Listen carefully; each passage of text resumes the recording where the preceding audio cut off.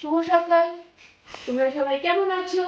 আমি এবং আমার পরিবারের সবাই মোটামুটি ভালো আছি। আর প্লিজ কেউ ভিডিওটা স্কিপ করবে না, স্কিপ না করে পুরোটা দেখবে, আশা করি ভালো লাগবে।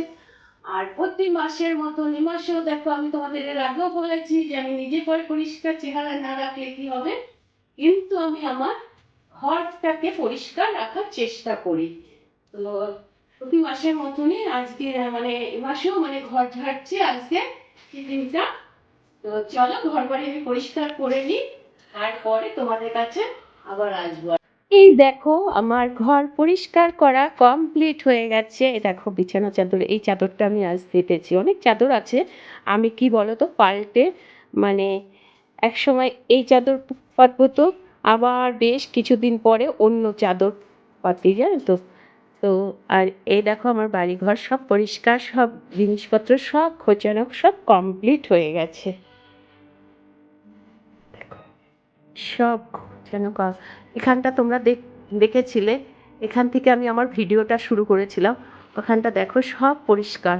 এগুলো আমি সব ঝাড়াঝুড়ি করে নিয়ে মানে পুরো ন্যাকড়া দিয়ে সব পোছাপুছি করি, জানো তো।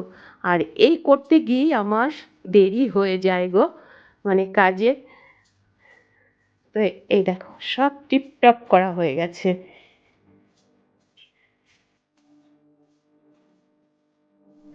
দেখতে পাচ্ছ ভেতরটা পরিষ্কার হয়ে গেছে, কিন্তু এখনো দেখো এই ঘরটা ঝাড়াঝুড়ি হয়নি। বেলা বাজে এত, এখনো আমার ঝাড়া হয়নি।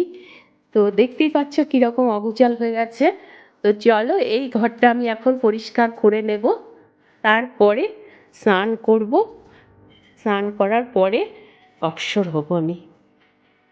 এই একদিকে পরিষ্কার করি তো আর একদিকে চোখ পড়ে যায়। এই দেখো এটা আমার চালের ড্রাম, চালের ড্রামটা আমার মনে হলো নোংরা হয়ে গেছে, আমি একটু সাবান দিয়ে পরিষ্কার করি।